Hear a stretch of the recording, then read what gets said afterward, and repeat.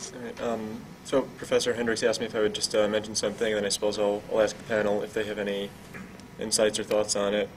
One of the reasons why Professor Hendricks asked me if I would come to this panel, this meeting, was because I had recently run into some questions regarding the university and its adherence to the New York State Open Meetings Law with its regarding the committees which design the university's policies. The New York State Open Meetings Law, which I believe is relatively new, but something similar to it has always been in place. Essentially what it says is that for any state government institution of New York State, which Binghamton University obviously is, the bodies which create the policies and procedures of those institutions are required to have some of their meetings open to the public. And they define in a specific way which meetings those are, which meetings those aren't. But specifically for me, the way this came up was because as a student association representative and a Harper College Council representative, a couple of students came to me with what they perceived to be an unfair policy, and the policy itself was essentially resulting in where students would take the same course with, you know, the same professor and the same syllabus, but if they took it in 2 different semesters, they wouldn't be able to use it the same way towards the requirements it meets. And I agreed with them. It was an unfair policy, but that's not really the key issue. It was more relating to how they addressed responding to the policy. When I first went to what they call the University Undergraduate Curriculum Committee, which is a committee of the Faculty Senate, and that is the committee which oversees this particular policy, and they would have been the ones with the ability to alter that policy if they saw fit.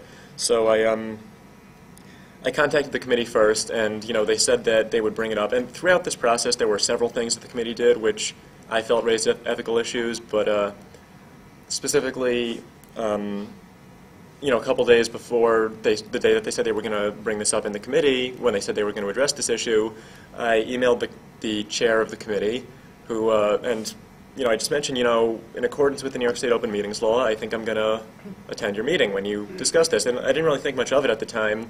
I know that committee meetings on committees of the Faculty Senate have always been treated as New York State Open meetings based on people I've spoken with who have needed to attend those meetings in the past. I've been told that they have always been treated as New York State Open meetings, so I didn't really even think anything of it at the time. But then I got this email back later that day saying this was the day before they thought they were going to bring it up. The chair of the committee told me, we're actually not going to bring it up tomorrow. I want to, talk to a lawyer and see if we're actually bound by the New York State Open Meetings Law. She got back to me and said, we're not letting you observe the meeting. They said that she didn't give any particular reason, but she said that she did not believe that they were required by law to have observers attend their meetings.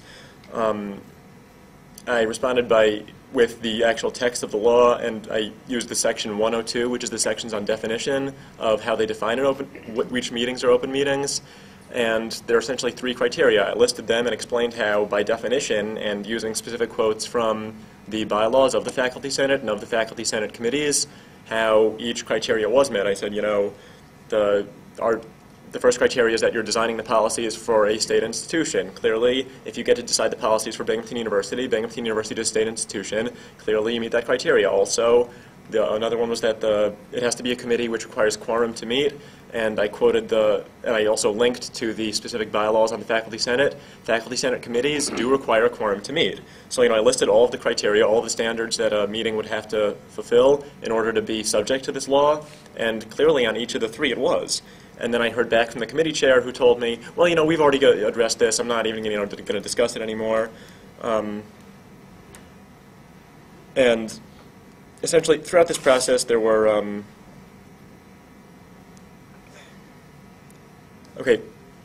throughout this process, there were a bunch of things that I thought raised ethical questions, but specifically, when I first heard back from them saying that this didn't meet the criteria, what they told me was that the Faculty Senate is the public body in this case, but the committees of the Faculty Senate are not.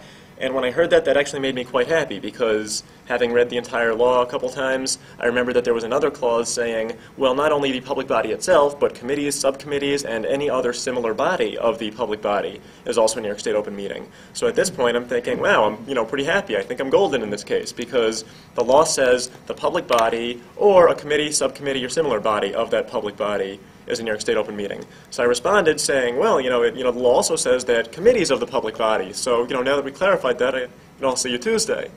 So, and then, I heard back, and there was no response to the merit of the actual issue I'd raised. The only response was, well, we've already addressed this, so I'm not going to, go back and look at it again. That's the end of it. And within that same email, there was another comment I didn't particularly appreciate, and the email ended with something about how this particular committee chair would not be responding to any further contact or any further email, that she did not intend to respond to any further contact from myself. I am still pursuing this issue. I am meeting with the university ombudsperson in the near future. The particular issue I raised, they have already discussed it in my absence and ruled on it against the students who I was representing, which I expected even if I had been able to attend the meeting. But regardless of how that particular issue turned out, I am still pursuing the issue of clarifying that I've read the law dozens of times. It is abundantly clear to me that committees of the Faculty Senate are and should be maintained as New York State open meetings. I am continuing to pursue that issue so that hopefully it can be clarified, and students who face similar situations in the future will not have as difficult a time, and hopefully, if I'm successful in this, it will be clarified that these are open meetings, so anyone who wants to attend one in the future is not denied that right, as from the definition in the law, I think it clearly is one. I guess I don't know if the panel has any particular response to that. Several comments. From my perspective as UUP Vice President, this is the way the university works. But you have the framework. The framework is New York State law. Binghamton University, being a state agency, follows that framework. That framework is set up so that the university can act in a very ethical way. So the framework, New York State is actually very good in setting these things up. But then you have the actual implementation, or the people, the administrators who are woven through that framework. And in my opinion, it was a bad decision on several levels. Number one was it didn't seem quite right. Perhaps not ethical would be the word.